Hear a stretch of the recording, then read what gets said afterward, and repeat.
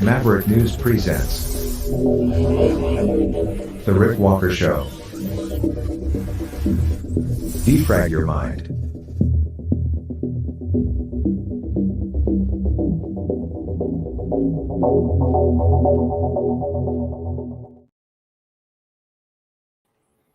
Good evening, everyone. I'm Rick Walker. Welcome back to the Maverick News Channel. Thanks, everyone, for joining us here tonight. And a special welcome to anyone new out there who might be watching. Oh, we have so much to talk about this evening. And I don't know if an I told you so is in order. Probably not, but I told you so. At least I think I told you so. I said from the very beginning that this coup, as it is being described in mainstream media in the West, or this attempted coup in Russia, might actually have been partially manipulated by the United States CIA. And now, other voices who have been saying that or are now adding their voices to that are being heard on social media and elsewhere this evening. So I'm not alone. There are some very credible people who are also saying that. I'm not sure when they started saying it. I think some of them probably from the very beginning, but certainly they are getting some attention tonight. We're going to talk about the aftermath of the attempted coup again this evening, and we have some riveting video to go along with this commentary, this op-ed and recap of the events from the past couple of days. So stick around for that. Also tonight, climate change. Climate change. It's supposed to be making dogs vicious. Climate change. So I have a special report for you on that tonight. That's coming up later in the broadcast. An exclusive investigation into that very matter right here on the Maverick News Channel. Don't go away. Tonight's show is going to be a blockbuster.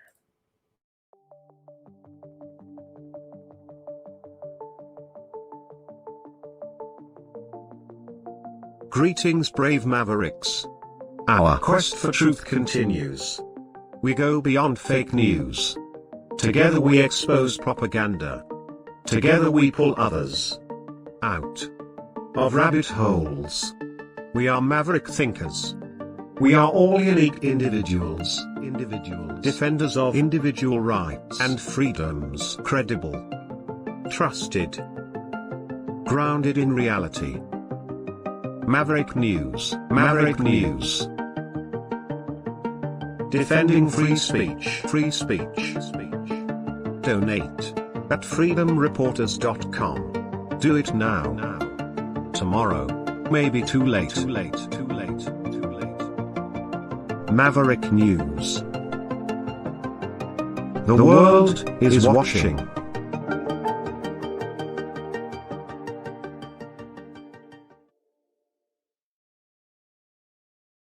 Was it a coup or was it an attempted coup? Was it what was that we witnessed, that the world witnessed over the past couple of days? This rebellion in Russia with the Wagner forces. What was that? I don't think it was exactly a coup. I'll tell you this.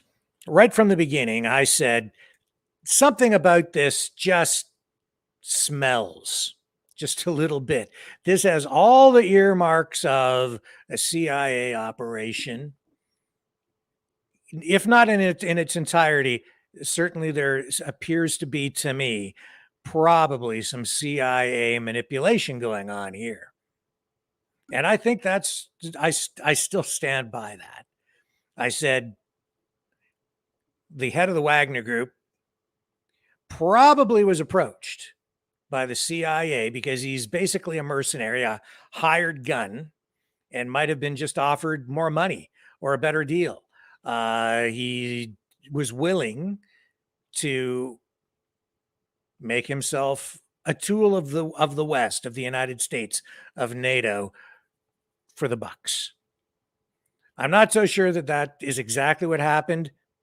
I also said that the other possibility and the likely thing was that there was some sort of information warfare going on, not mass information warfare, but highly targeted information warfare designed to manipulate and control to some degree, to steer events, to convince Yevgeny Prigozhin, the head of the Wagner Group, of certain information to make him think that his forces were being attacked by Russian military. It made no sense, in my mind, for the Russian military to be attacking Wagner groups, as Prigozhin had accused the Russian military of doing. He said that there was an attack against his troops from behind at one point.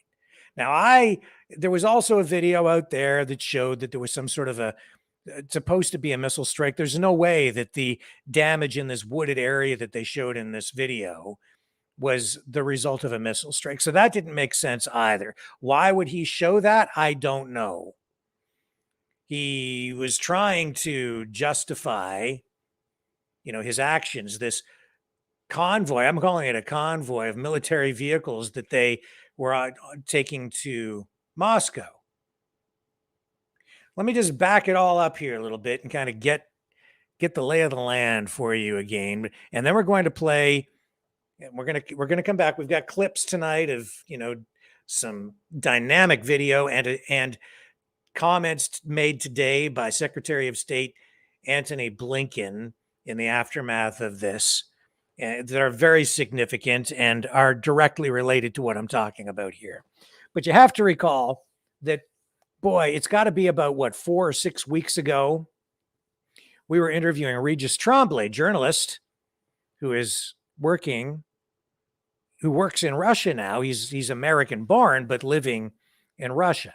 And back at that point, Regis had taken note of media reports that were widely being distributed, focusing on a video that Prigozhin had made where he was criticizing the Russian military and top brass in the Russian military of not providing enough ammunition. And these were caustic remarks, unprecedented, dangerous, really. And it took real cojones for Prigozhin to make that video and to say the things that he was saying. It put him in direct odds with Russian military top brass. But it also showed how important the Wagner forces were, how important they had become to Russia in this special military operation taking place in Ukraine, and especially in the Donbass. The Wagner forces have been there for years, providing defense for Russian-speaking people in the Donbass as they were being attacked since about 2014 by Ukrainian forces. So Prigozhin was ramping things up with the defense minister, Shoigu, even back then. And they have a long history of friction. They do not get along. They're adversaries, internal squabbling for a very long time. And the Wagner Group, of course, is a mercenary armed force, and Prigozhin owns it. We know that Prigozhin has been involved in a lot of different kinds of businesses.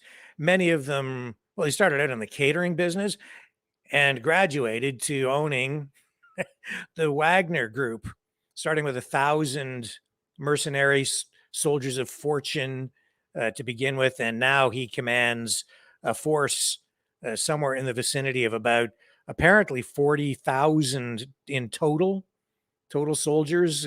Estimates and total numbers vary.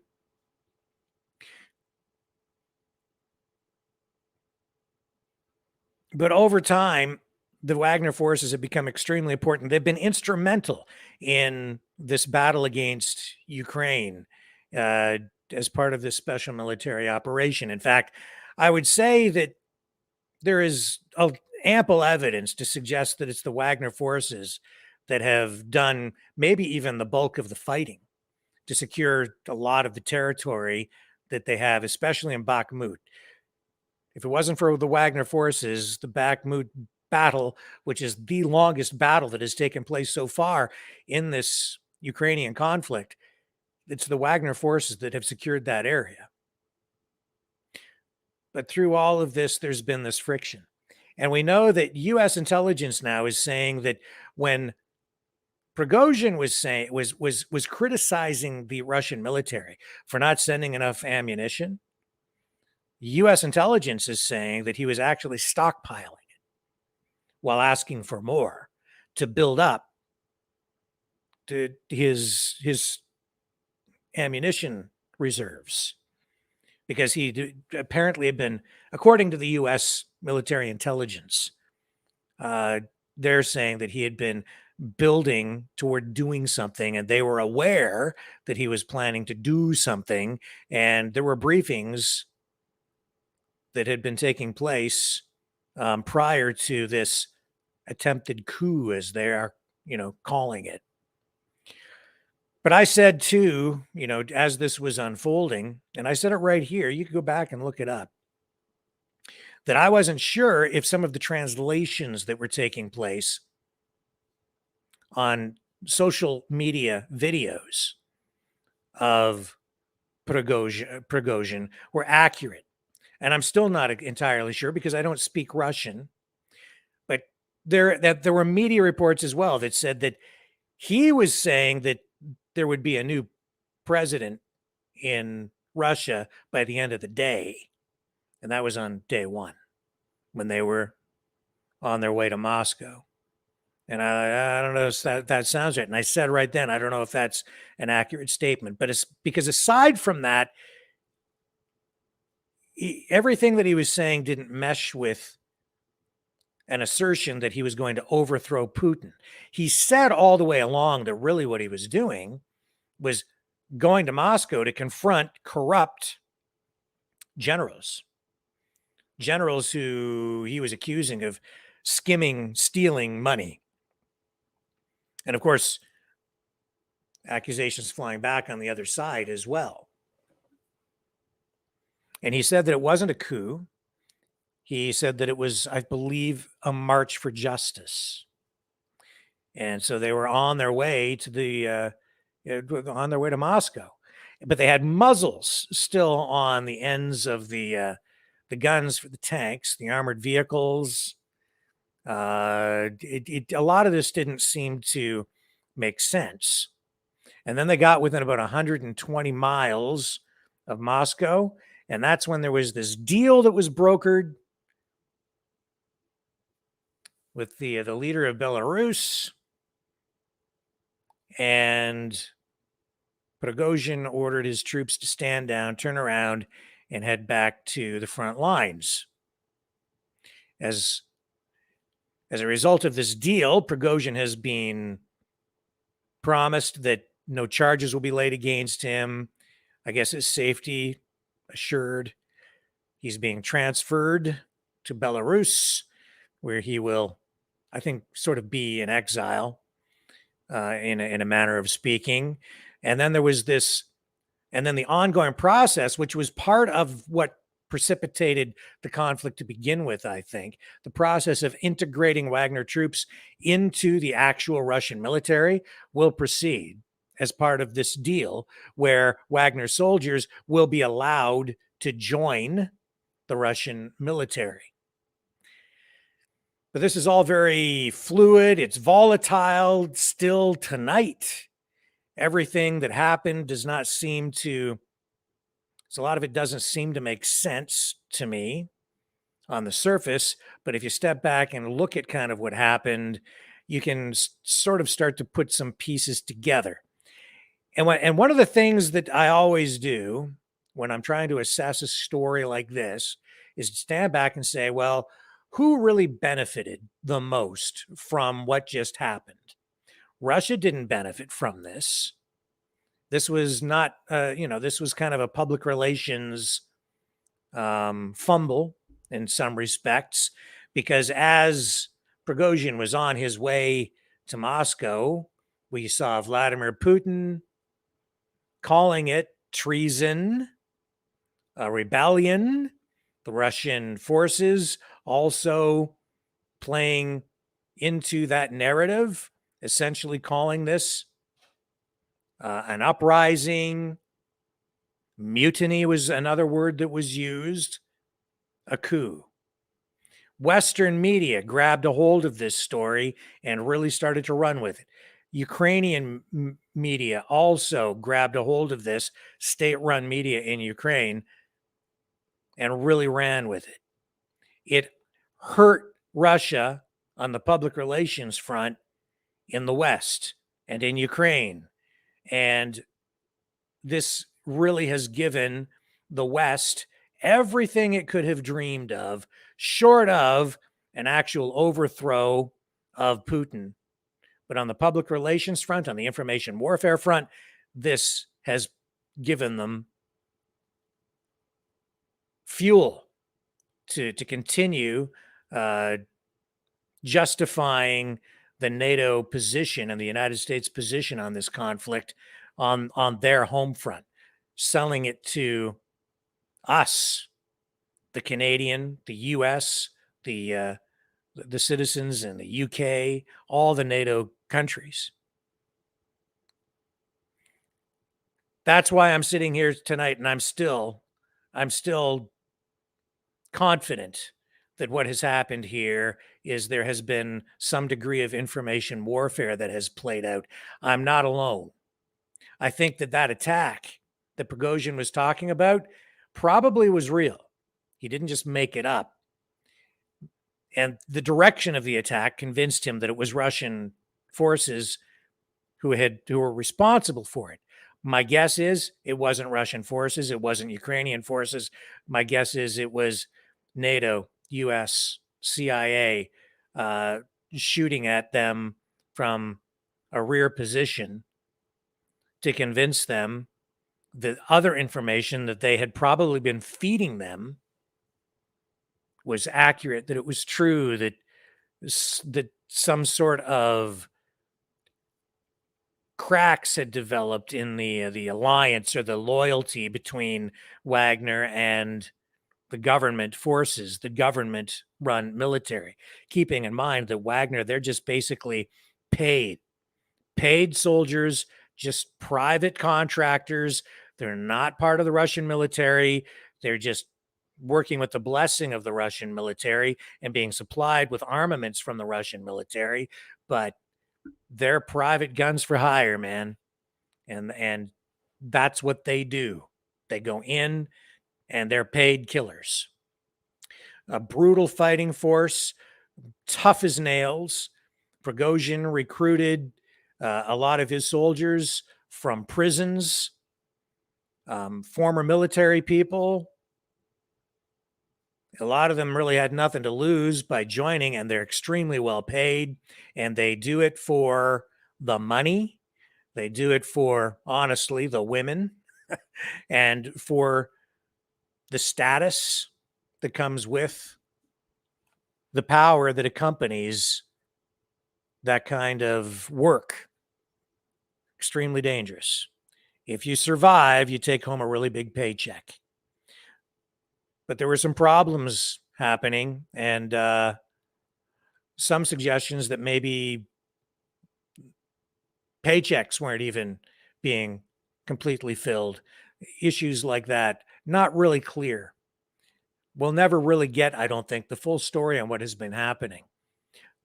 But I'm not the only one thinking that this is part of an information warfare campaign, and we saw the results of that manifest over the last 24 hours or so, maybe 48 hours now. And here's a statement that was issued by Scott Ritter, former UN weapons inspector, who has been on this program a few times, well respected, understands all of this stuff better than I. He's an expert. And look at what he wrote. He says in this statement, this article that he wrote, he says, failing to create the conditions conducive for the collapse of domestic support for Putin and the Ukrainian conflict by pressuring Russia from without, the collective West began working to create the conditions for bringing down Russia by sowing internal seeds of dissension. This strategy hinged on a very sophisticated information warfare scheme, which simultaneously sought to suppress and discredit narratives which sustained the official position of the Russian government, while building up covert agents of influence within social media outlets deemed to be influential amongst the Russian public. Using these channels, the pro-Ukrainian practitioners of information war began promulgating narratives intended to highlight the failings of the Russian government, and more specifically, persons close to President Putin who were affiliated with the SMO, by focusing their angst on what these channels were highlighting as the failures of the SMO, Special Military Operation. The information warfare practitioners were able to wrap themselves in the mantle of patriotism, claiming only to be looking out for the best interests of Mother Russia, all the while denigrating the character of the constitutional government.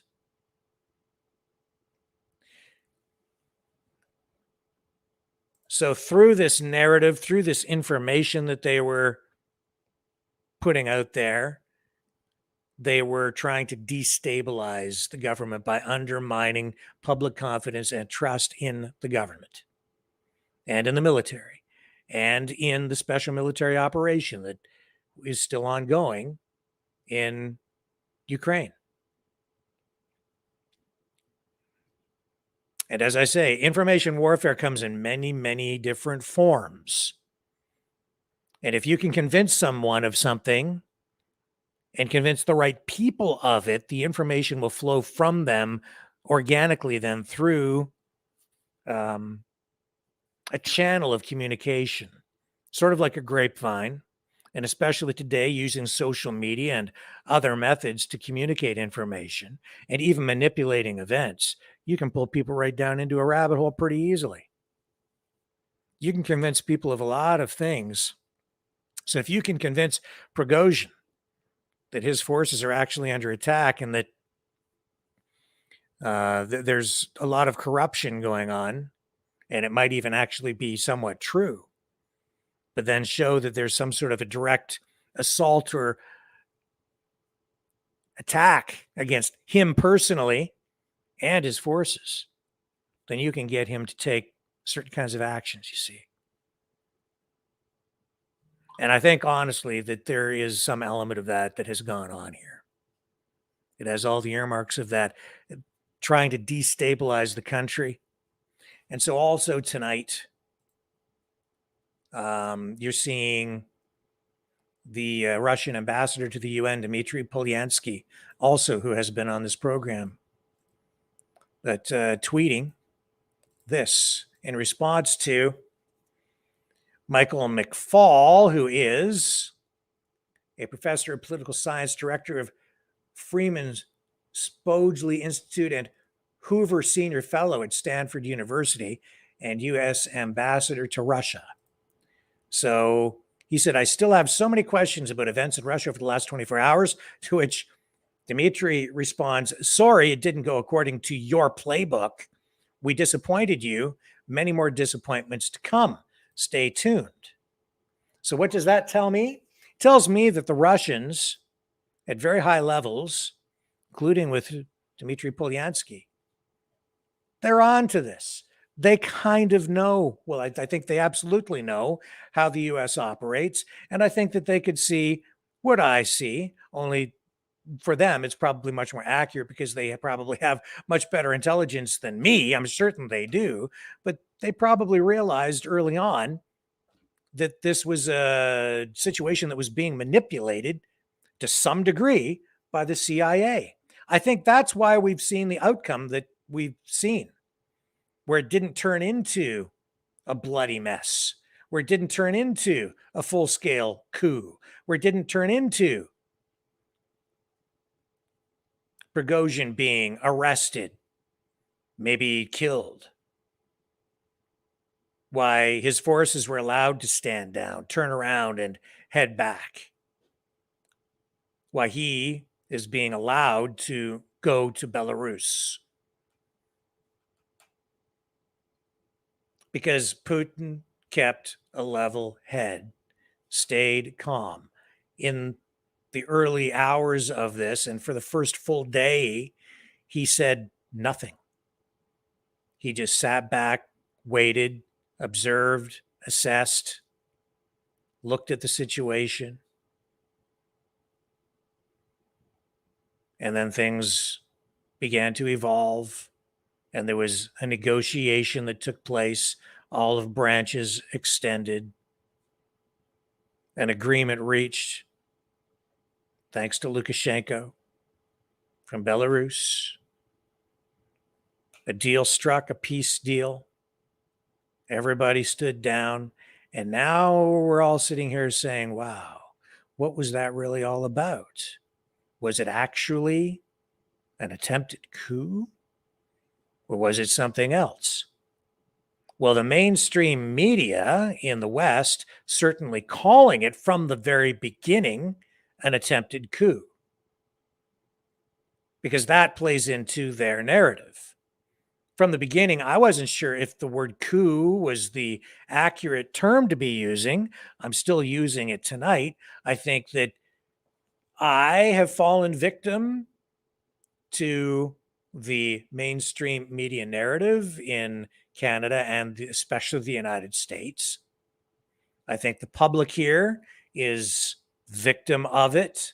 I think the world has fallen victim to a narrative that portrays this as an attempted coup, an armed rebellion. I'm not sure what the right phrase is, but immediately, I think even Vladimir Putin has maybe made a bit of an error in judgment in the choice of the words that he made when he finally addressed the nation and the world and accused Prigozhin of treason, of mutiny. Those words, in a way, kind of weakened his position. Maybe not substantially on the home front, but internationally, the optics on it were not good because it still suggests that there have been cracks that developed in his hold on power. That is not good for Putin. Again, who does that benefit? It benefits the West. That was, I think, part of the information warfare plan and well executed, but as the plan rolled out, it was not fully executed. They didn't get to the end result. It has, though, created instability within the country, and it has eroded the image of strength that Putin has been projecting globally. It has shaken that. That benefits the West. This is, I think, exactly what they've wanted all along with this. And that's why today Secretary of State, U.S. Secretary of State Antony Blinken was on Meet the Press. And he was furthering that exact narrative when interviewed by Chuck Todd. Let's go to that video. This is very recent from today. U.S. Secretary of State Antony Blinken. Secretary Blinken, welcome back to Meet the Press. Thanks, Chuck. Let me just start with your observations. What did we just see over the weekend? And the reason I ask that is because, look, this is a country that misinformation is a feature, not a bug. Sometimes there's theater. What should we believe with what we just witnessed in the last 48 hours in Russia? Well, Chuck, if you put this in perspective, what we've seen is extraordinary. Think about it this way. 16 months ago, Russian forces were on the doorstep of Kyiv in Ukraine, believing they would take the capital in a matter of days and erase the country from the map as an independent country. Now, what we've seen is Russia having to defend Moscow, its capital, against mercenaries of its own making. So in and of itself, that's extraordinary. And in so doing, we've also seen rise to the surface profound questions about the very premises for this Russian aggression against Ukraine that Prigozhin surfaced very publicly, as well as a direct challenge to Putin's authority. So I think we've seen more cracks emerge in the Russian facade. It is too soon to tell exactly where they go and when they get there. But certainly we have all sorts of new questions that Putin is going to have to address in the weeks and months ahead. What was amazing is what wasn't said. Vladimir Putin didn't blame the West for this. Didn't blame it during his very strident speech, nor after the fact. What do you make of that? It's hard to put myself in Putin's head or Prigozhin's for that matter. And keep in mind, both individuals are responsible for terrible acts committed against the Ukrainian people. Also, in the case of Wagner, in country after country in Africa, wherever Wagner goes, death and destruction and exploitation follow. But I think it does point to the fact that this is an internal matter. This is a challenge coming from within to Putin. And that's where his focus has been. Our focus is resolutely and relentlessly on Ukraine, making sure that it had what it needs to defend itself and to take back territory that Russia has seized. The president brought together the National Security Cabinet. He brought together our key allies and partners to make sure that the unity of purpose, the unity of action that we've had with regard to Ukraine remains, and it does. The president of Belarus apparently mediated this. That seemed startling because this is somebody that is portrayed by many Western analysts as simply a puppet of Putin. Puppets don't often mediate their puppeteers here. So what do you make of this? Are we underestimating Belarus here? Hang on a second here. Let me just, there we go. I think it's important for us not to speculate, and I suspect that we'll learn more and more in the days and weeks ahead, including the actual details of whatever deal was struck. It may be that Putin didn't want to debase himself to the level of negotiating directly with Prigozhin, so it was useful to get someone like Lukashenko into this on his behalf. But again, that is speculation. We want to avoid that. We want to focus on the facts, and we want to keep the focus on Ukraine. There was some reports over the weekend that U.S. intelligence analysts seemed to think something was up. What you ended up seeing versus what the intelligence said, how accurate was it? Well, Chuck, I'm obviously not going to comment on intelligence matters. What I can say is this. I think it's been no secret to many people over many months that these tensions were rising. They were brewing. Prigozhin was already saying some rather extraordinary things about Russia's conduct of the war in Ukraine and going directly at Russia's military leadership. So this was a rising storm, but I'm not going to comment on the intelligence itself. The dismantling of the Wagner Group. First of all, do you believe it's being dismantled? And if so, what does this mean in Africa and Syria? Too soon to tell. We'll see if this means that Wagner forces are coming out of Ukraine. I mean, the very fact that over the weekend, Wagner forces were coming out of Ukraine and going into Russia and toward Moscow, in and of itself is extraordinary. But where this goes, whether those forces remain in Ukraine, whether they become integrated into the regular Russian military, what it means for Wagner in Africa, too soon to tell. But the fact that this is at the least an added distraction for Putin and for Russia, I think is to the advantage of Ukraine. It continues to move forward with the counteroffensive. These are early days, but they have in hand what they need to be successful. It's going to unfold over weeks and even months. But this just creates another problem for Putin. And keep this in mind too, Chuck. This is just the latest chapter in a book of failure that Putin has written for himself and for Russia. Economically, militarily, its standing in the world, all of those things have plummeted.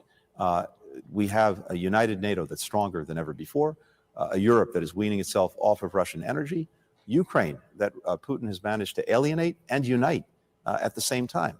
Now, with trouble brewing from within, this, as I said, just adds more questions that he has to find answers for. I know that with no changes to their nuclear posture, was there open communication on that front, military to military, on the nuclear issue over the weekend or not?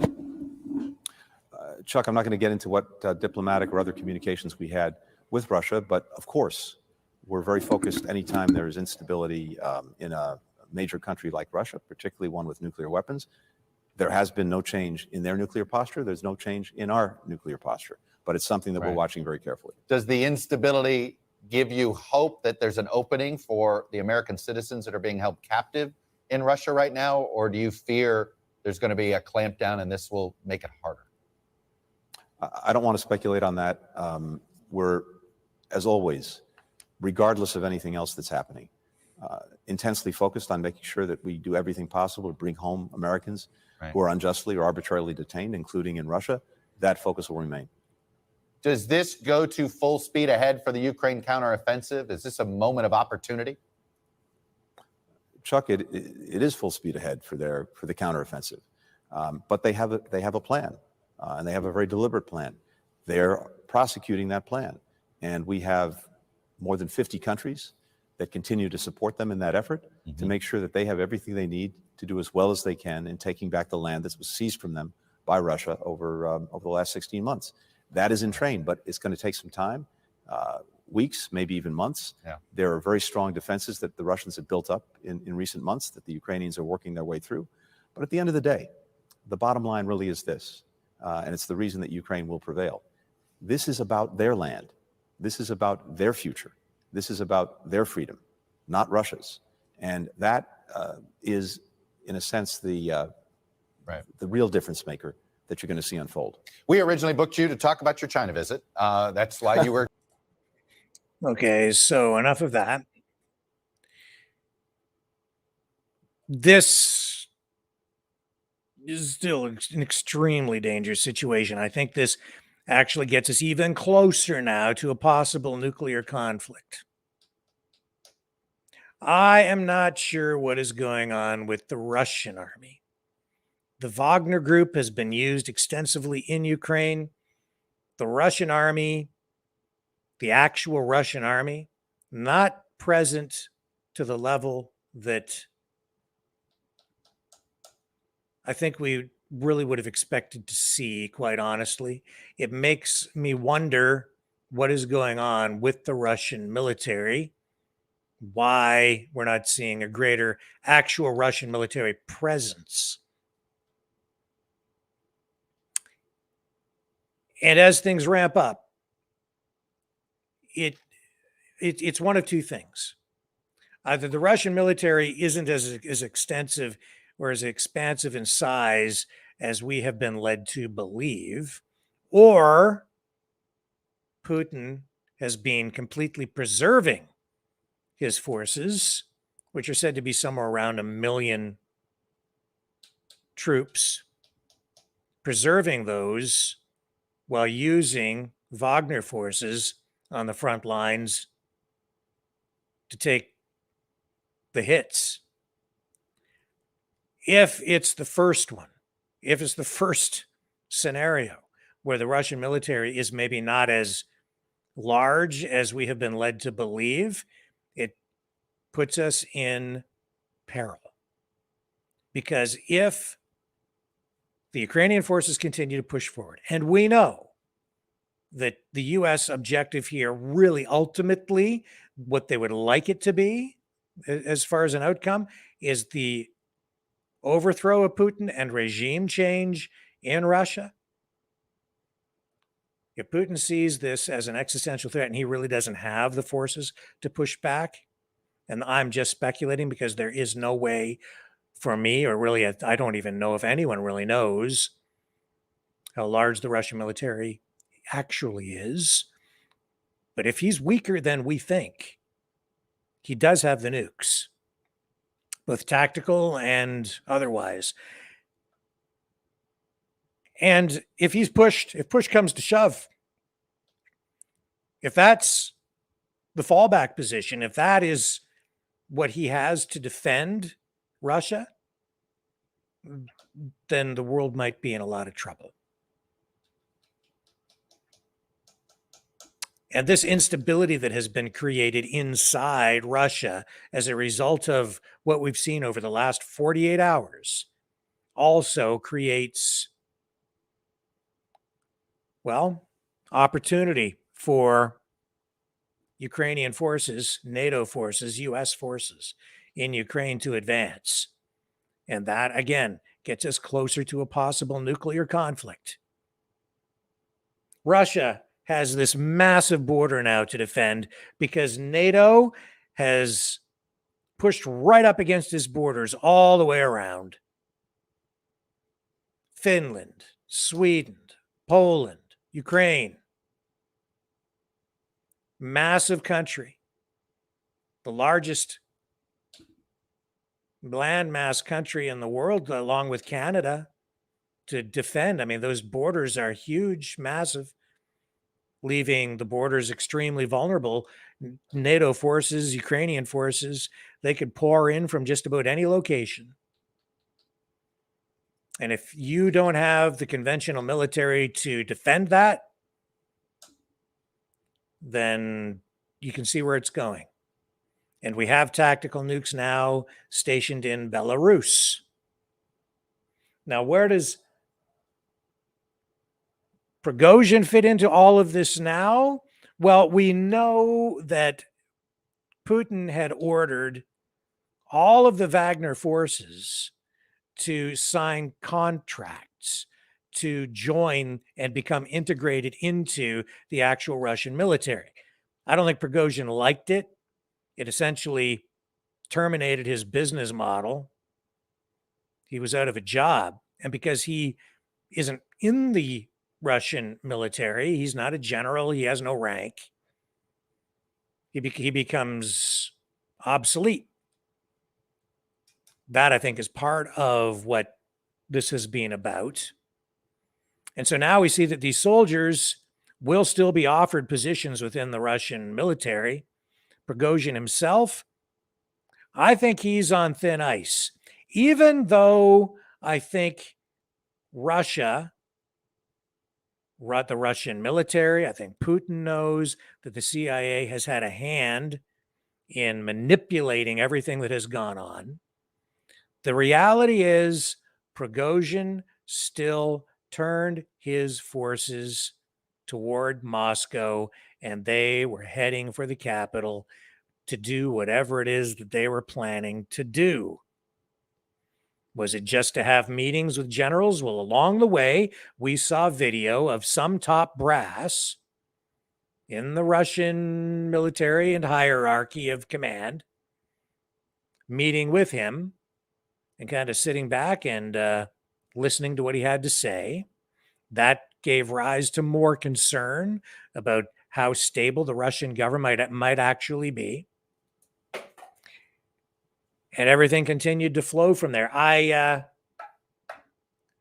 said that Prigozhin from this point on should sleep with one eye open. That is because even though maybe they've buried the hatchet publicly, maybe he has a legal reassurance that he won't be charged, there won't be any ramifications from what he has done, I think his life is still in peril. I don't think he's safe at all, folks, because he still turned his troops toward Moscow. Therefore, hard to trust him, regardless of the circumstances, even if they've come to the conclusion that he was doing it for patriotic reasons. The reality is he turned his sights on Russia itself and the Russian regime, the Russian military, which is the Russian government. Not wise, in my view. Now, the only thing that would save him in that regard would be that this was a double, triple, quadruple mind screw, information warfare coming back from Russia to counter some sort of a CIA plot to initiate a color revolution within the country of some kind, or an actual coup, or maybe an assassination of top generals, or maybe Putin himself. All of it choreographed through information warfare and shadowy activities by the CIA within Russia, targeting very specific people. Information warfare, mind control, has been taken to an art level, I think, especially by agencies like the Central Intelligence Agency. It's what they do. We've seen it time and again through history. And what makes me think again that I'm absolutely on the right track, along with some other very smart people, smarter than me, is a post like this, acknowledging or giving distribution to a statement from Russian MFA releasing this, a peculiar statement. Right as the Wagner hysteria was coming to a close, Russia called out U.S.-led sponsored wars and brought up past failed CIA black ops, such as the Bay of Pigs. Is the Russian government hinting they just foiled another CIA stunt? This posted by Clandestine at War Clandestine on Twitter. And this is the actual post from MFA Russia. U.S.-led sponsored wars have a similar pattern. Humiliating defeat, hasty retreat, abandoned allies. The result, wasted taxpayers' money and human lives lost. And then Bay of Pigs, 1961. Saigon, 1975. Kabul, 2021. Kiev, coming soon. And images right here. Saigon, 1975. Kabul, 2021. It's a strange post, but if you stand back, take a look at the wider picture, you can see sort of what they're saying. They're saying, hey, USA, CIA, we think that you were involved in this, but we're on to you, and nice try. Close, but no cigar. But boy, it sure did get people excited, didn't it? It sure did raise a lot of concerns. And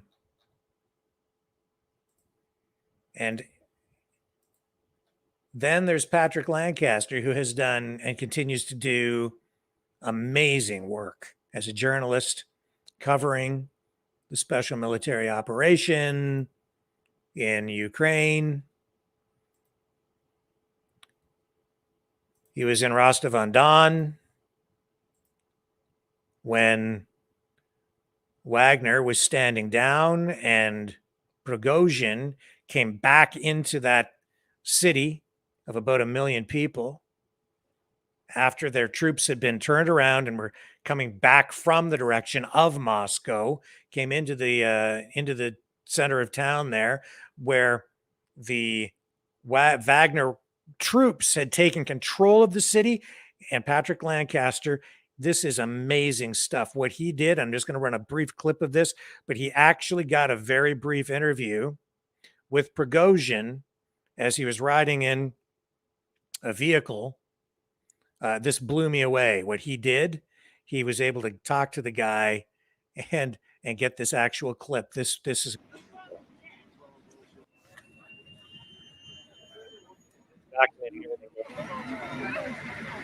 troops were in full control of this city. Here it comes. Look at what he was able to get here.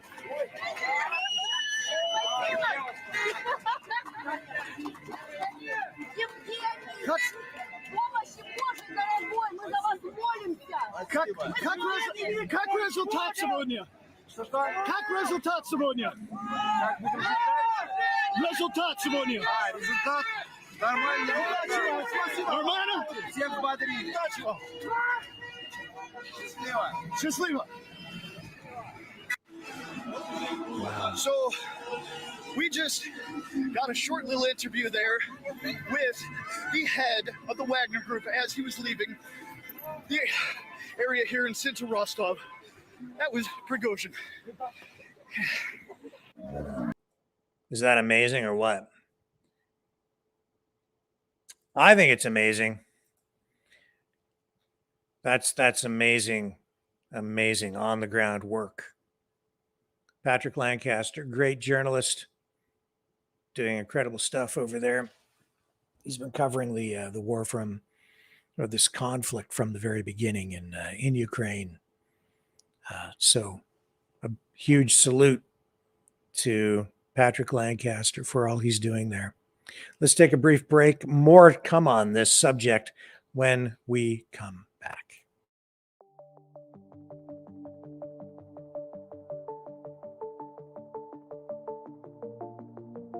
Greetings, brave Mavericks. Our quest for truth continues. We go beyond fake news. Together we expose propaganda. Together we pull others out of rabbit holes. We are maverick thinkers. We are all unique individuals.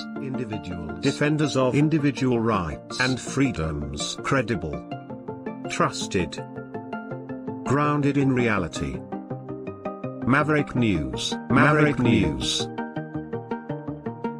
Defending free speech. Free speech. Donate at freedomreporters.com. Do it now. Tomorrow may be too late.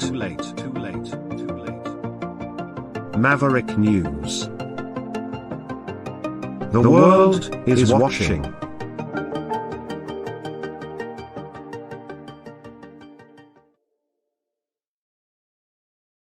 So again, this whole scenario over the past couple of days, this whole situation, it has really strengthened the position of Ukraine. It has given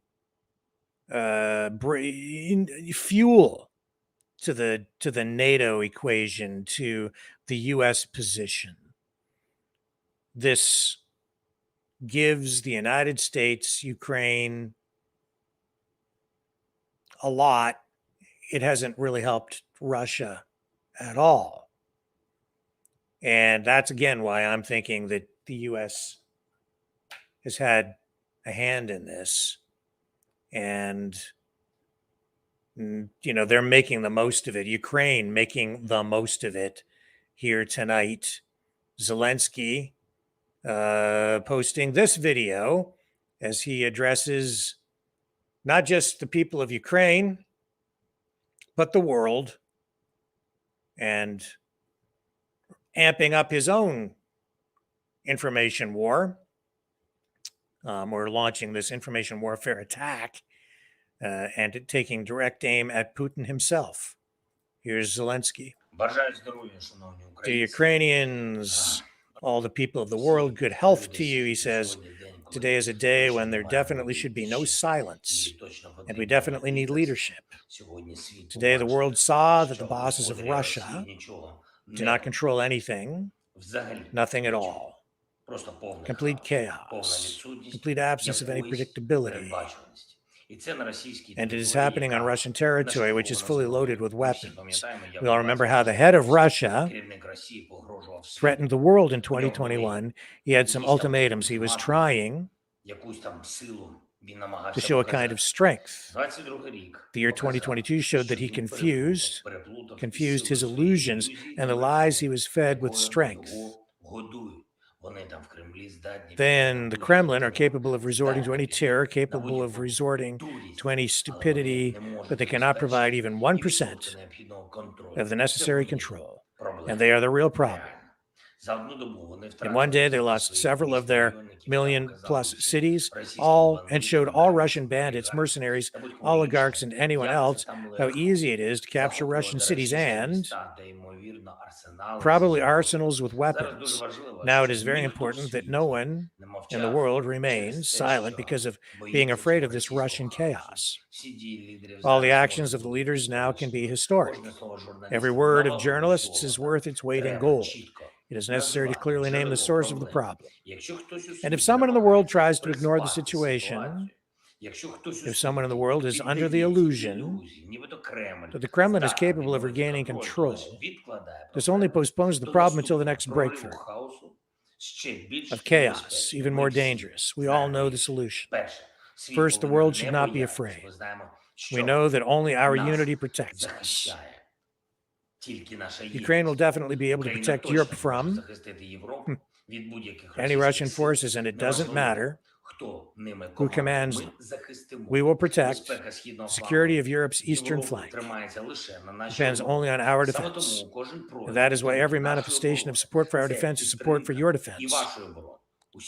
Everyone in the free world, Ukrainian soldiers, Ukrainian guns, Ukrainian tanks, Ukrainian missiles are all that protect Europe. Well, it's not Ukrainian. It's all NATO provided arms, man. It's German and English and US and Canadian and, well, you name it. You name your NATO country, they're sending you the arms, man.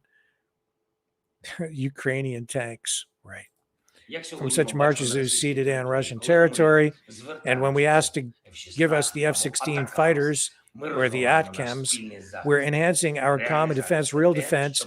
This is what is needed. Now is the time to provide all the weapons necessary for defense. Send more money. Second, everything must be real. It's time for everyone in the world to frankly say that all of Russia's criminal actions against Ukraine were and are unprovoked. Oh, yeah. And we all have to focus exclusively on our common security priorities.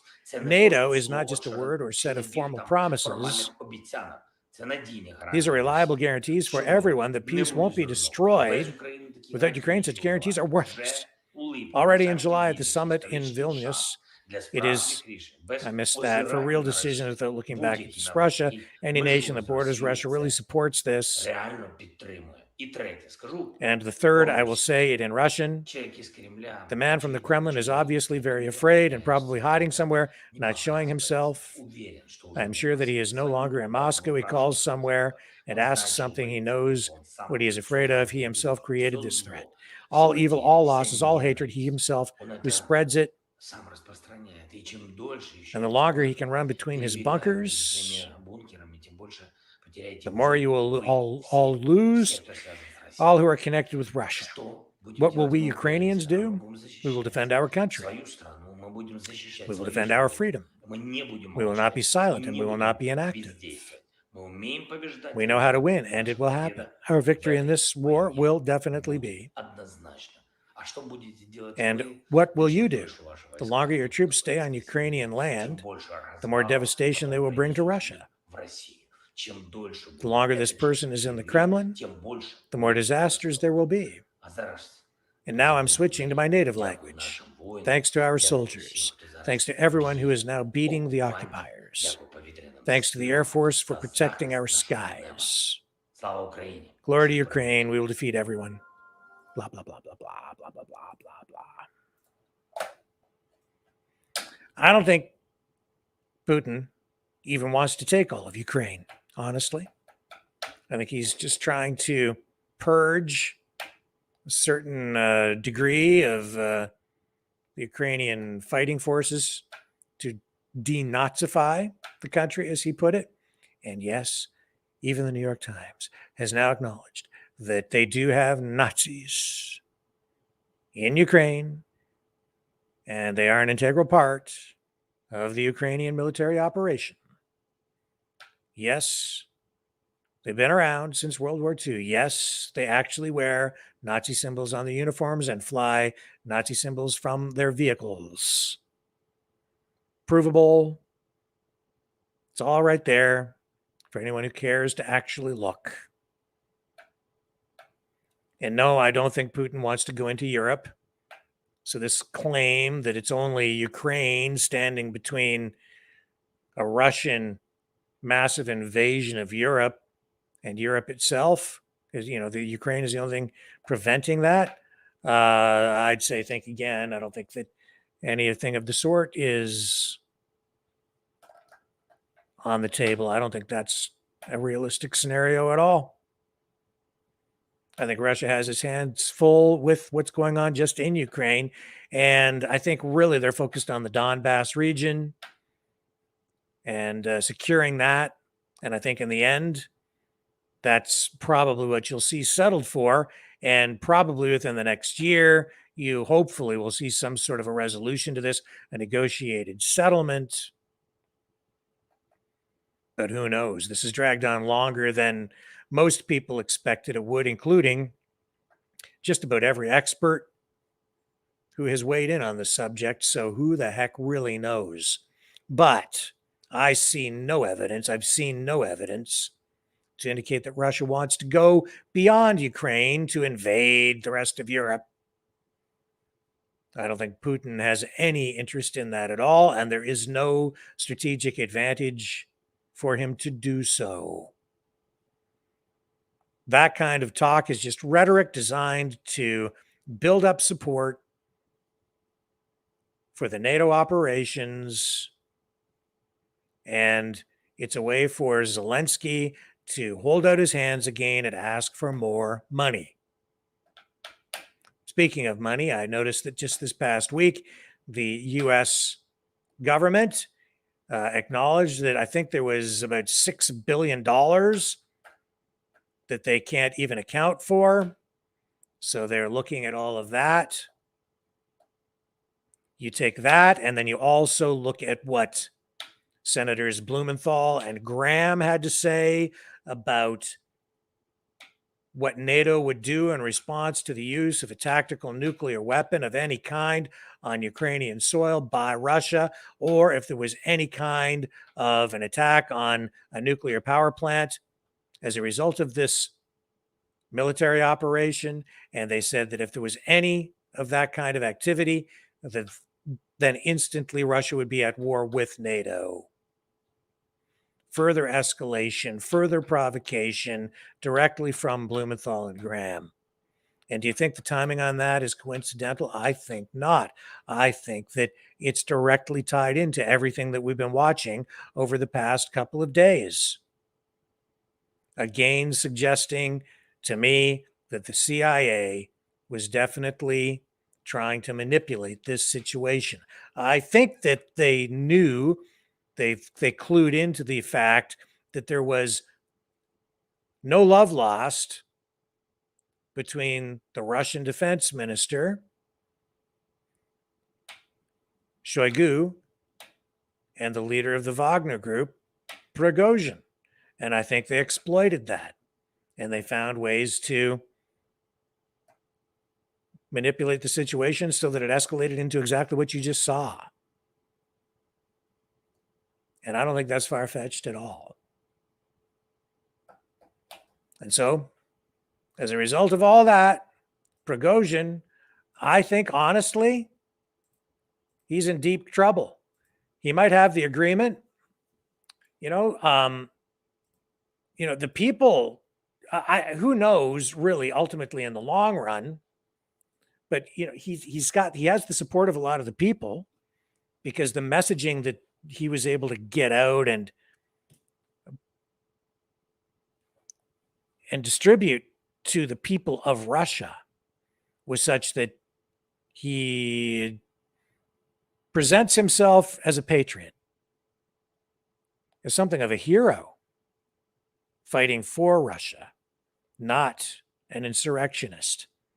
It's kind of interesting, isn't it? I mean, if you look at the way this has played out, it sort of has echoes of J6 in a sort of a way. That's sort of what this reminds me of, the way that the language is being used, the Wagner forces, Prigozhin, speaking in terms of patriotism as they advance on their own capital with force behind them.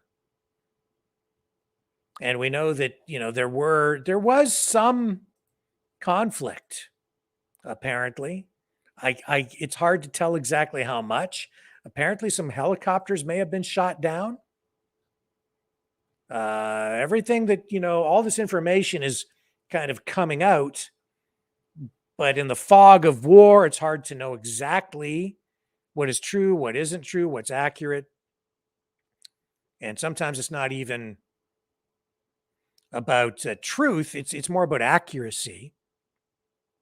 So some of the information that we do have is that we know that there are reports, whether this is accurate or not, that 15 Russian soldiers were killed. And most of those soldiers apparently were killed because some helicopters were shot down by Wagner forces. The deal, though, is that regardless of what has happened, Prigozhin will not face criminal charges. And he is now going to go to Belarus, where he will enjoy the protection of Belarusian President Lukashenko.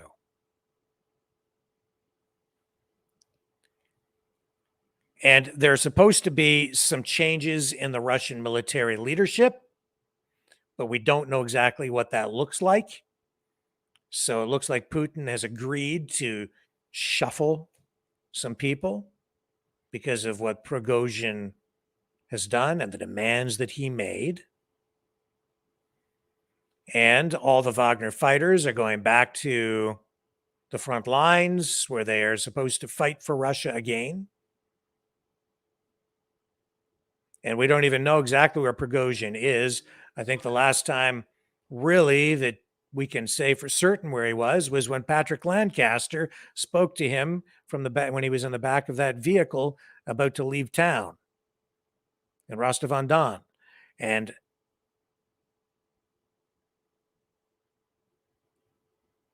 now we're also seeing that Zelensky is expressing disappointment with the final outcome of this because the Wagner forces turned around and didn't advance on the capital.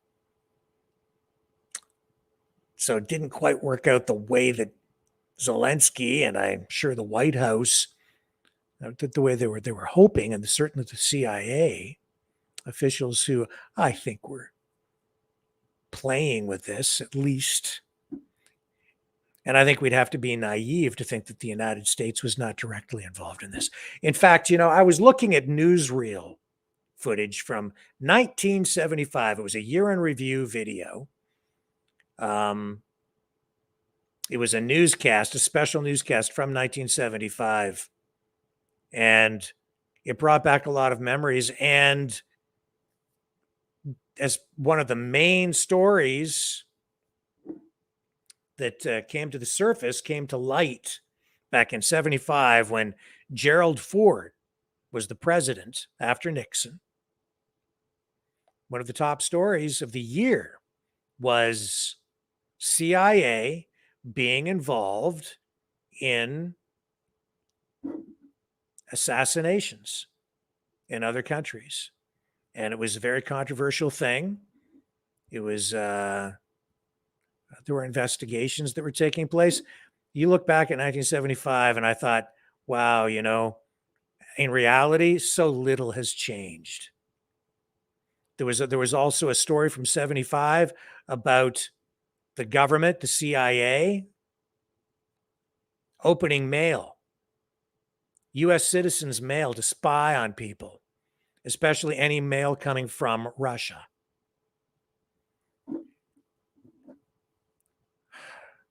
And of course, Vietnam was still a big issue back in 75. I'm telling you, man, the United States has been at this for a very long time. 1975, they were engaging in all this kind of honestly illegal activity way back in the 70s. And I'm sure even long before that in the 60s and probably long before that. They've been doing it for a long time. You don't think they're not engaged in this kind of stuff now? They're better at it now than they ever were. Like I said, the first night that this was all sort of happening and this story was evolving, I said, the CIA tactics have evolved to a very sophisticated level. It's not like it used to be where they would fly over enemy territory and dump leaflets from helicopters to try to propagandize their enemy. It's not like they would just sit there and beam radio signals, Good Morning Vietnam style with Robin Williams into enemy territory to convince them to give up. It's much more sophisticated now. We have research that has been done into psychological warfare, and we combine that with social media and then actual physical kinetic things that they do in the field, and it gets to be pretty heavy duty, man. They have mass mind control programs. They have targeted mind control programs. They have very sophisticated information warfare tools at their disposal, and I am certain that you're seeing this play out right before us, and we're being subjected to it right now on our side just by watching that Antony Blinken clip on NBC. Don't kid yourself. That's all part of the program. What we're seeing play out on both sides actually is, an information war. It's a propaganda. It's a public relations marketing thing. But it goes far beyond that now. It's not just the surface level marketing of public relations and PR damage control that we're seeing on the Russian side and the gloating and the follow-up commentary that comes from the NATO US side. It runs much deeper than that, and it's going to continue. But all that being said, tonight, Prigozhin, he turned and was heading toward Moscow. And as I said the other night, some people disagreed with me. I reposted the one section of my commentary from, I guess it was yesterday. Yeah. Where I said that he should sleep with one eye open from now on because he's in danger. And I said he probably doesn't have any friends left. I stand by that. Other people, with a different view on this, some of the comments that I've had come back valid, where they're saying, yeah, the US probably has been very involved in this. And as a result, because Russia realizes that it was some sort of a psyop that laid the groundwork for a lot of what happened, Prigozhin sort of might be forgiven, and that maybe Russia has been engaged in some sort of theatrics here, political and information warfare theatrics, in order to kind of do a double mind screw on NATO and the US. And as a result, Prigozhin really doesn't have anything to worry about because he's still on side. I'm not sure that I would go quite that far. In fact, I'm not going that far at this point. The other scenario that is being laid out is that Prigozhin is something of a hero now. And that he has really, what was the one comment that I saw come in? It was a Roman triumph. He was handed a Roman triumph. And I thought, well, that's an interesting take on it too, and some validity to it. And what is a Roman triumph? It's basically where a military leader like Prigozhin or a general delivers incredible victory for the country, for the elite powers that they serve. But in the course of scoring those victories, he's treated almost like, well, kind of like a king for a day. So that procession on the way to Moscow was essentially Prigozhin sort of taking his moments in the spotlight and asserting his authority and forcing his elite masters to acknowledge his king for a day status. And because he has become as powerful as he appeared to be yesterday, standing in defiance of some of the Russian generals that he believes are corrupt, without fear that he essentially will eventually be given maybe even his own territory to command or something to that effect. I disagree with all of that on that level. I think that he is still portrayed as, I think that he's viewed as a hero, as we saw the people in Rostov-on-Don welcoming him, greeting him with open arms, cheering for him even as a fighter of corruption and a hero of Russia because of the military victories he had secured in the Donbass and in Bakhmut. But I think he's in a dangerous place now because those forces are going to be integrated into the Russian military. He won't have them. He is essentially going to be exiled to Belarus. And he turned his forces against Putin. I'd be still sleeping with one eye open. He's in peril. In the long run, I don't think this is over for him. It might not happen right away. But like I said yesterday, wouldn't it be unfortunate for him if he just accidentally sort of fell out of a window or got into a car and the brakes failed, or was sleeping one night and didn't wake up because someone came in and assassinated him by giving him a bullet to the head? Maybe someone very close to him who was put up to the task by someone. I don't know. But when you go up against your master and then you stand down, you've backed yourself into a corner. You've either you've maybe gone too far, or you maybe haven't gone far enough, if you get my drift. And now you're kind of cut off at the knees. In the long run, you're very vulnerable.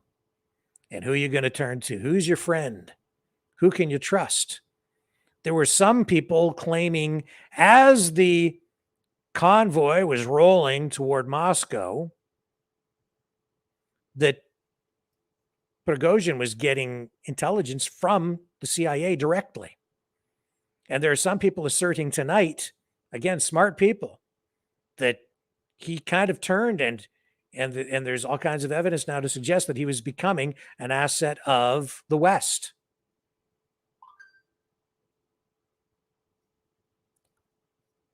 And Putin stood right there and said that he was guilty of treason, but now saying, "Oh, we won't convict you. We won't lay any charges. Just go to Belarus. It'll be fine. You can live there." I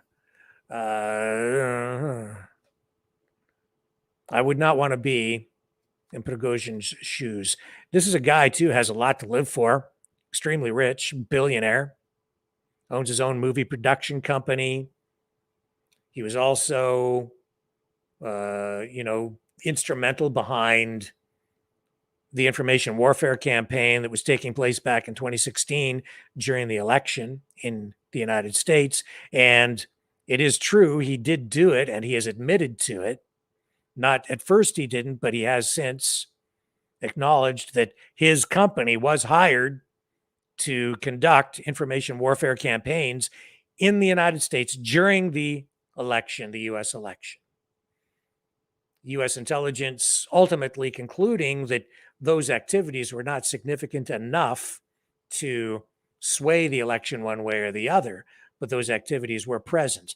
And the overall objective behind the information warfare they were waging on social media at the time was simply to disrupt, not to get a specific outcome in the election, but just to disrupt everything, to cause as much chaos as possible within the United States during the election. That seems to be part of what the whole strategy continues to be.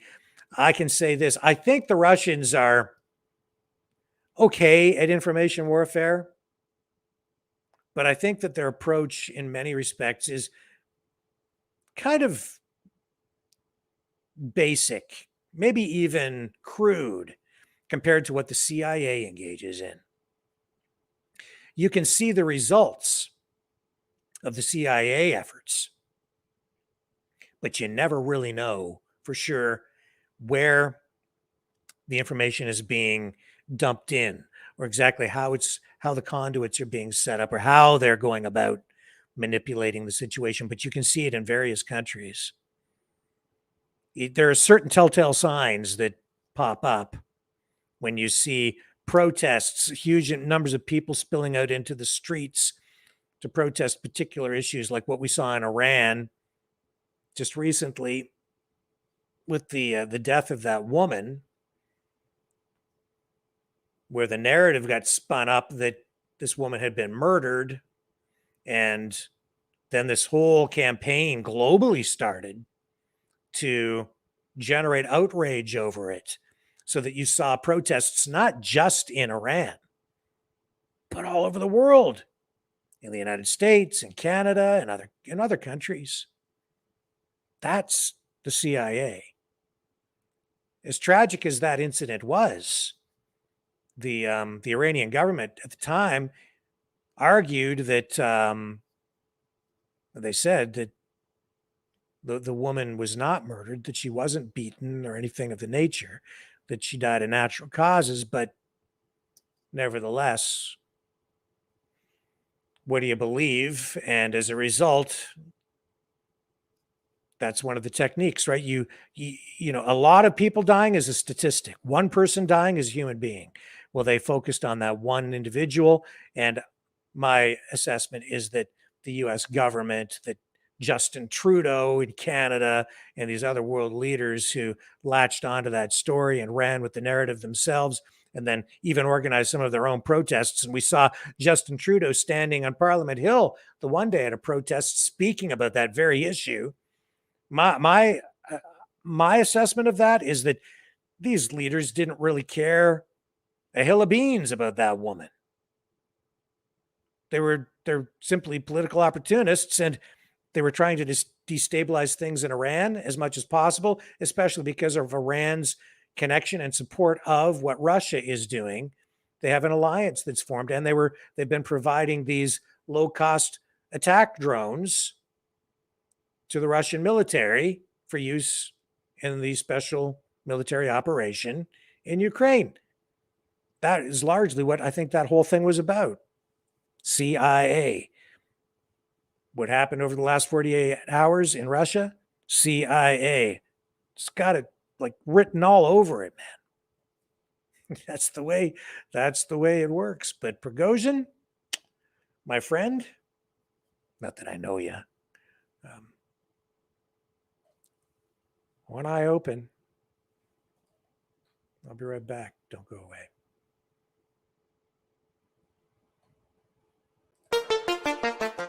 The New World Order.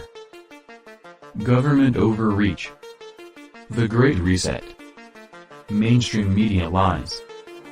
Now more than ever, independent voices are needed. Donate now at freedomreporters.com. That's freedomreporters.com. Maverick News. The antivirus program for your mind.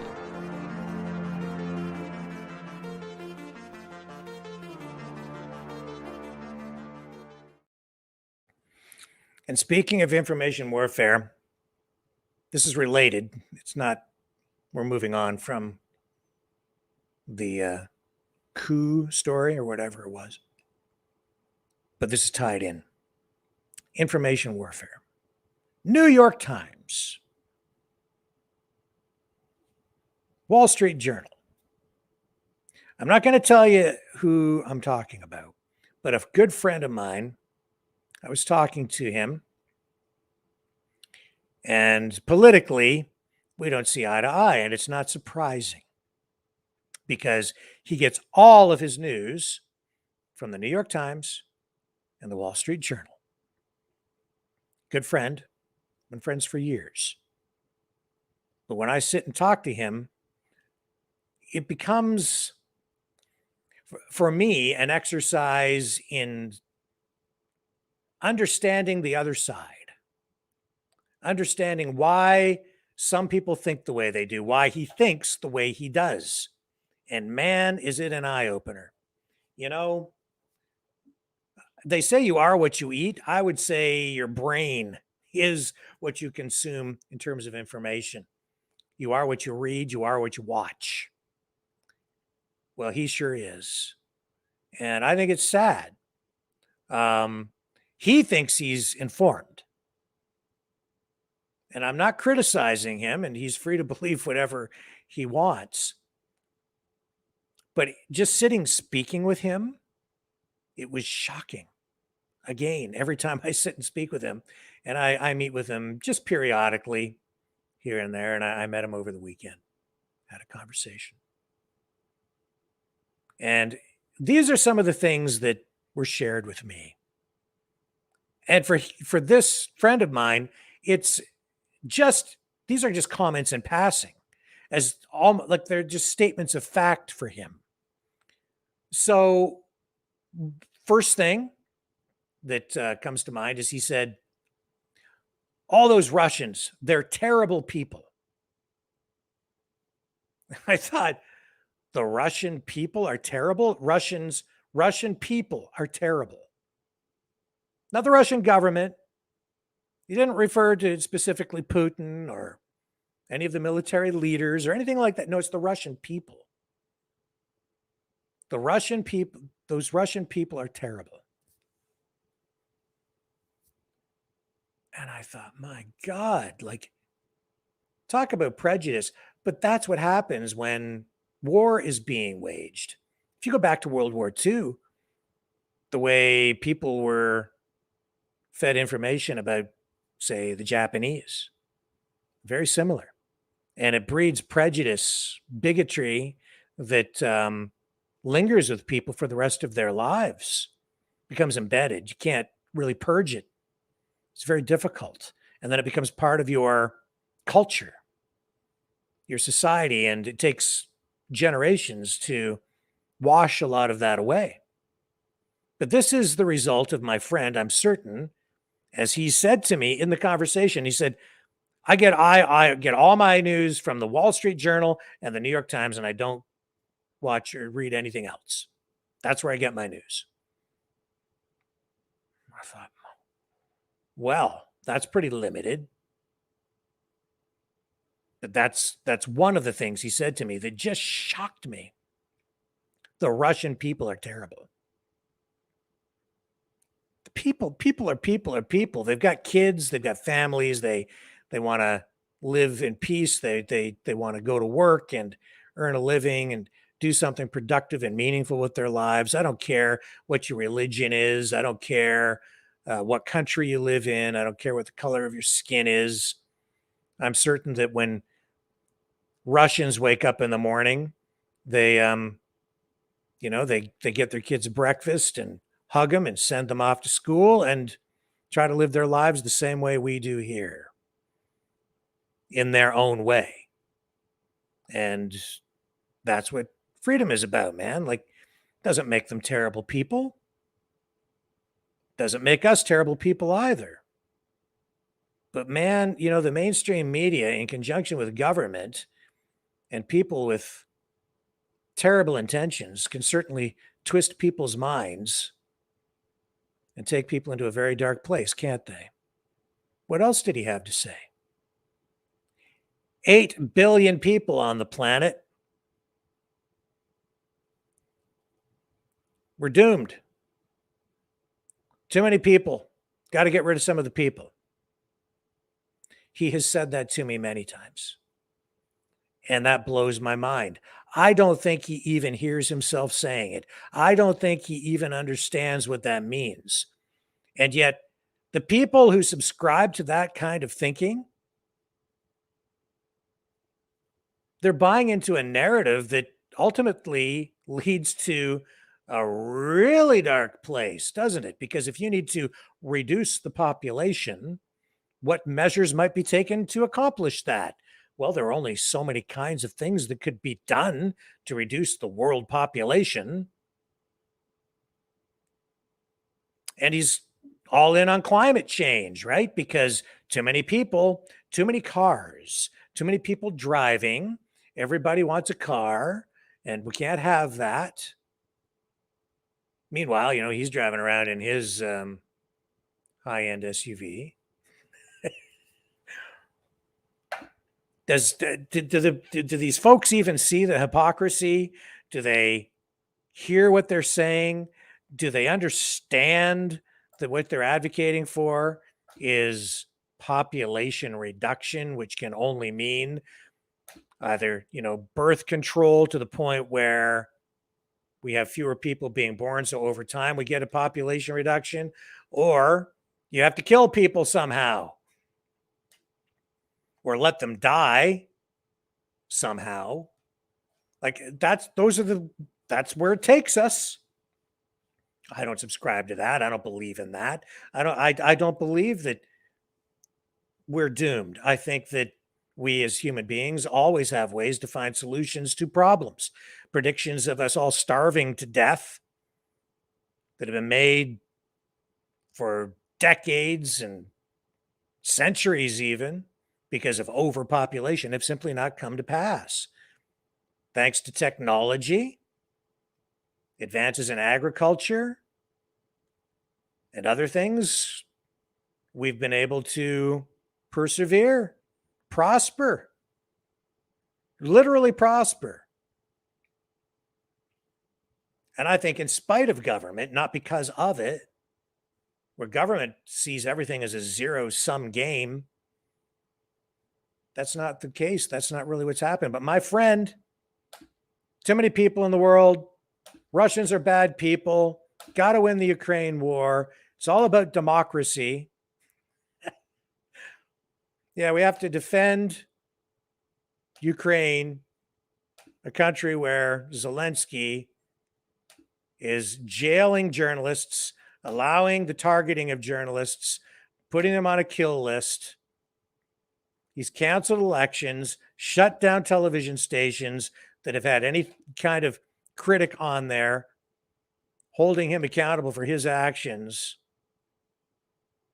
It's insane. Also, anybody involved in the freedom movement is crazy. All the freedom people are crazy. They're crazy people on all sides, man. That's the nature of the world. But it doesn't mean the entire movement is crazy, but that's what he says. Because why? Because he gets all of his news from the New York Times and the Wall Street Journal. I said, you really, you're only getting part of the picture. You don't really know fully what's going on. And you know what he said to me? He said, I don't want to know. I don't want to know. That's cool, man. Ignorance is bliss. And oh my goodness.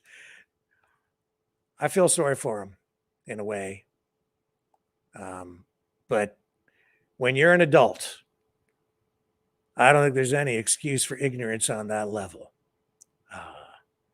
It bothers me and it saddens me, and I can't have a really good conversation with him because we just get to a certain point. He doesn't want to hear anything different. And, it sort of ends there on the issues of like the pandemic and the masks. I mean, he's woke all the way down the line.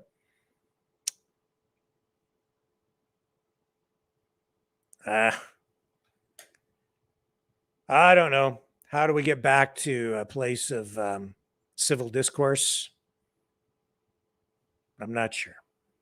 I just like to get people closer to the truth if we can. And yet even our scientists, our experts, seem to have been corrupted in so many ways. And that's why when we come back after this, I'm going to talk to you about a new study that says we better be afraid, very, very afraid of man's best friend.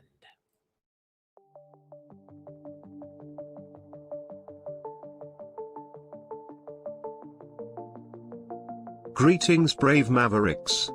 Our quest for truth continues. We go beyond fake news. Together we expose propaganda. Together we pull others out of rabbit holes. We are maverick thinkers.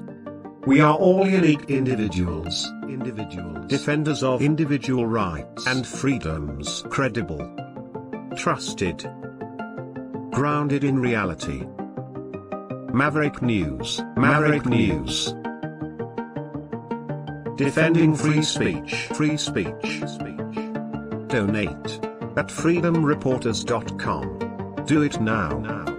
Tomorrow may be too late. Maverick News. The world is watching.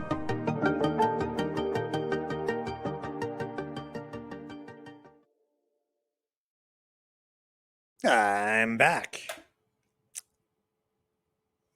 And yeah, you can support the channel by donating at freedomreporters.com. Let me put that up on the screen there before we get into this next story. freedomreporters.com.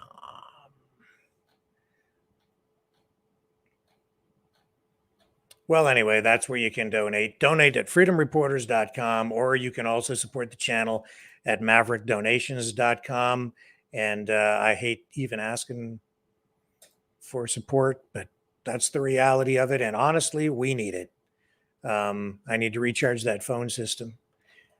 That alone is going to take at least another $500, and that's got to come from someplace. We don't get monetized on YouTube. We're not monetized on any social media platform. They demonetized us on YouTube. And we don't have any corporate sponsors. Everything depends on you guys. If you want the show to continue, you have to support the show. We need your help. It's just that simple. I've got expenses that we have to cover here. So truly appreciate those of you who have donated. If you're able to, if you can, we certainly appreciate it. And those are the addresses to go to. freedomreporters.com. You don't have to have a PayPal account. You can just go there and donate. You can also donate in the Rumble rants over on Rumble. That's always helpful. And you can even just support the channel by sharing and liking these live streams, these videos that we post. We're trying to get away from YouTube and Facebook, but that's where the bulk of our audience is. So please share on Facebook, share like crazy. The audience continues to grow there. Everything is very positive overall, even though they've, kind of tried to suppress us a bit, just even in the past week there, a little bit. Nothing huge, not so far. But in the face of bills C11 and C18 in Canada, we're still working against that. Over on YouTube, please subscribe. And if you do, I hate to use that cliche, but hit that bell, the notification bell, and that will make sure that the notifications go out to you every time we post a new video so that you don't miss anything that we do post. If you just subscribe, it helps a little bit, but it doesn't mean all that much to the overall scenario because they don't always send you out the notifications, and they have absolutely been suppressing us for well over a year now. What can I say about that? Except go to Rumble and subscribe over there too, because we're growing there, and that is more of a free speech platform. I've noticed too that people are falling back into their old habits. I know that a lot of you don't you prefer the YouTube layout for the chat and everything, and that's where a big part of the community is in the YouTube chat. But we have a lot of people watching on Facebook who, comment over there too. In fact, actually, I think more on Facebook now than YouTube. And yeah, absolutely, across all the pages. And there's still a chat function over on the Rumble channel, and we're getting more and more people there too. But a lot of people have kind of shifted back over to YouTube. So I wish there was some way we could combine those things, but it's just not possible. But we're trying to focus more on Rumble. Anyway, enough of all that talk for the moment, because we have, huge news from this past week where there's this new study that has come out. Dogs could become more hostile to humans as the planet heats up. This reminds me sort of the movie series Planet of the Apes. Only it's now Planet of the Dogs. And it's not so much that the dogs talk, but they're going, man's best friend is being turned against humans because of climate change. Dun, dun, dun, dun. When I heard this story this week, I was like, you gotta be kidding me. And this is a story that's being distributed all over the world.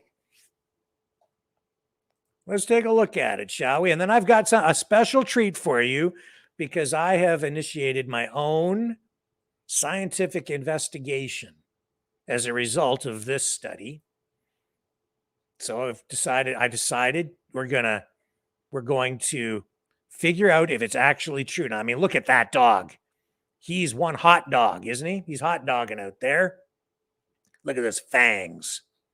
Dog attacks have become more common on hot and polluted days. Troubling new research has warned.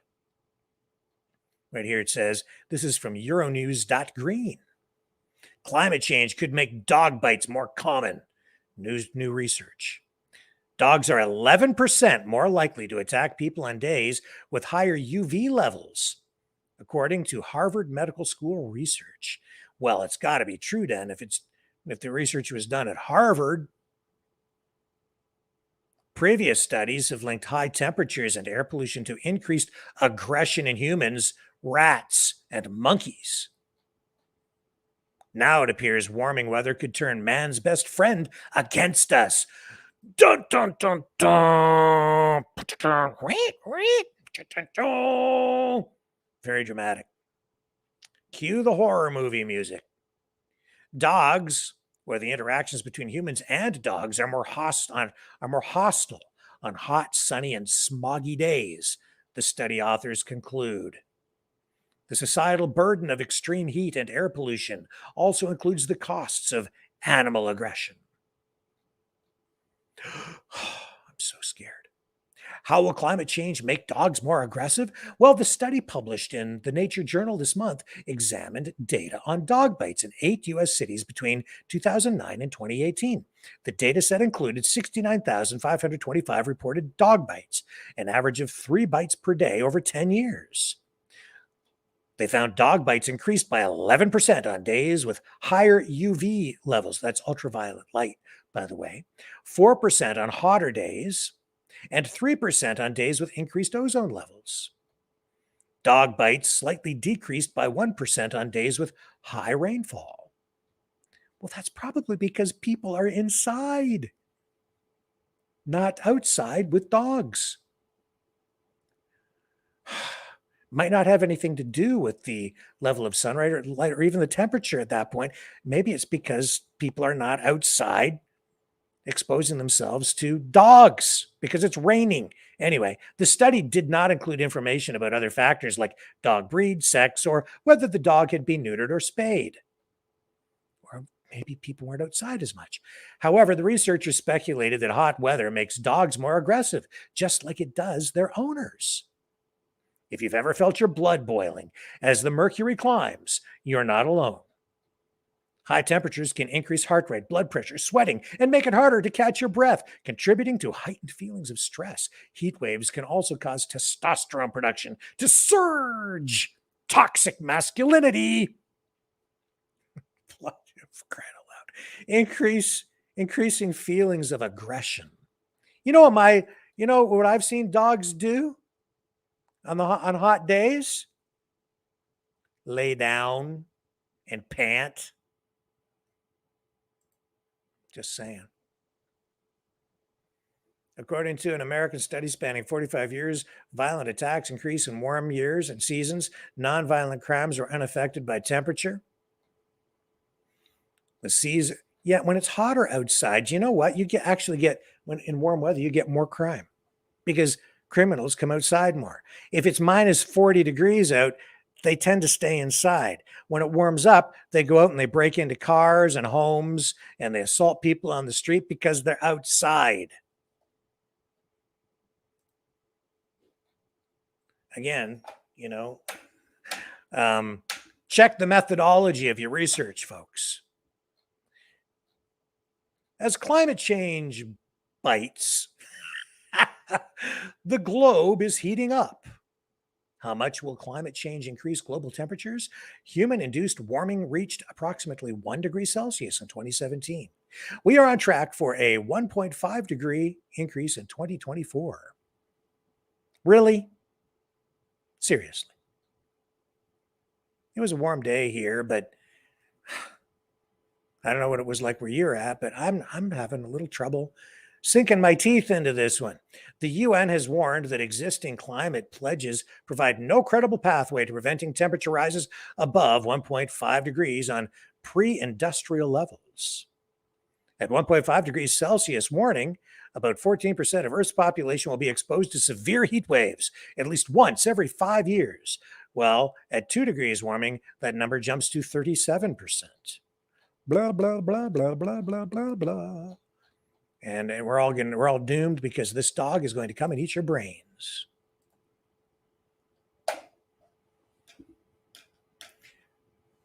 Man's best friend is being turned against humans because of climate change. I'm a quaking in my shoes. I'm afeard of my dog.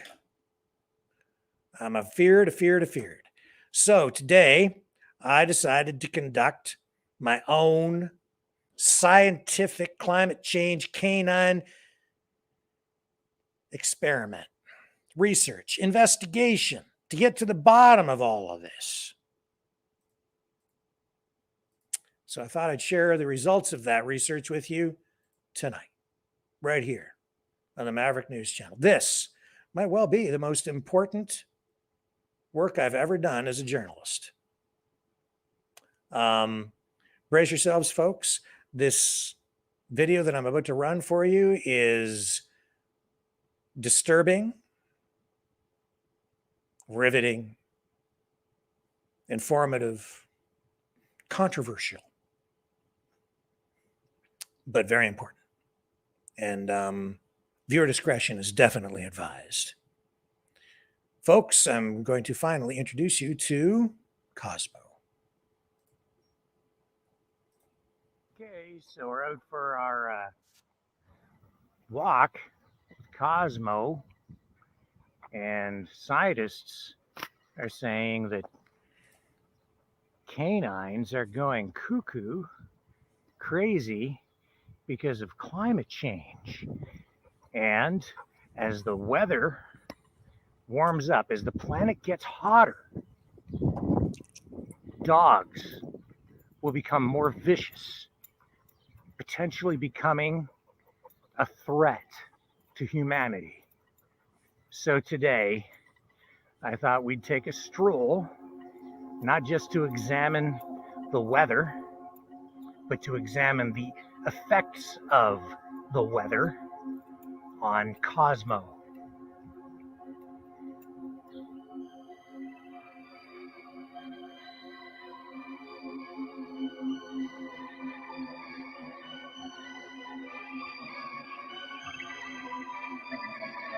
Aggressive panting, aggressive galloping. It was hot, so hot. The UV levels were off the charts. Toxic clouds above. chemical-laden, poisoning us all from above. Run! Run! Walking me, not me walking him. Vicious. You see? Right there. Aggressive play biting. Aggressive sniffing. He smells something in the air, probably the toxic chem clouds. No regard for public urination. Completely disregarding those bylaws. See, he just doesn't care. It's just too damn hot. Look what he did.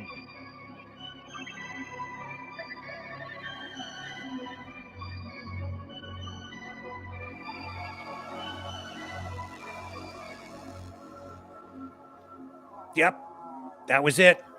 Just nod my hand off for the wrist. Took it right off. Nothing left of it. Right down to the bone. Panting, aggressive panting again.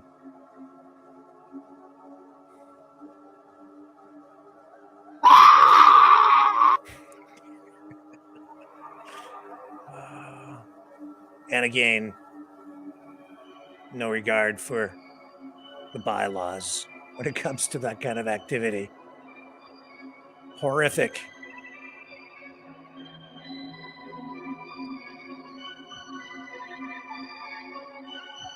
And he doesn't. Look, he's happy about it. He turns and smiles, much to my horror.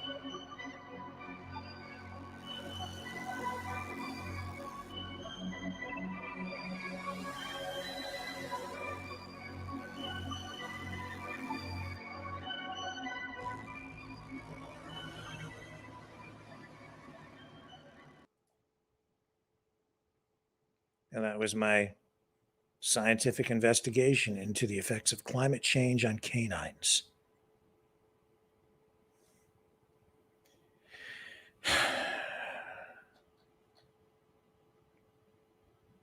Very scary stuff. So if you have a dog, if your neighbor has a dog, if you see a dog, beware. They may turn on you at any time because of climate change. Canine climate chaos, driving dogs cuckoo. Anyway, folks, that gets us to 7:55 p.m. here on this. What is today? Is the 25th of June, 2023. And with that, I am going to wrap it up a little bit early on this Sunday evening. A little bit of sunshine still out there. I can see. You may notice that sometimes the lighting here isn't quite right. That's because they were working on the windows here, and it's kind of screwed up the lighting at certain times of the day. We still don't have the window coverings in place in this studio to control all the lighting here. So that's why things have been looking a little bit different in the last couple of weeks. Soon to be rectified. Anyway, thanks everyone for watching. Again, please consider supporting the channel at freedomreporters.com or maverickdonations.com. Like, share, subscribe across all the different media platforms, social media platforms that we're on, and I will be back tomorrow night. Really appreciate you guys spending the time with me this evening, and I will catch you all mañana on the flip side.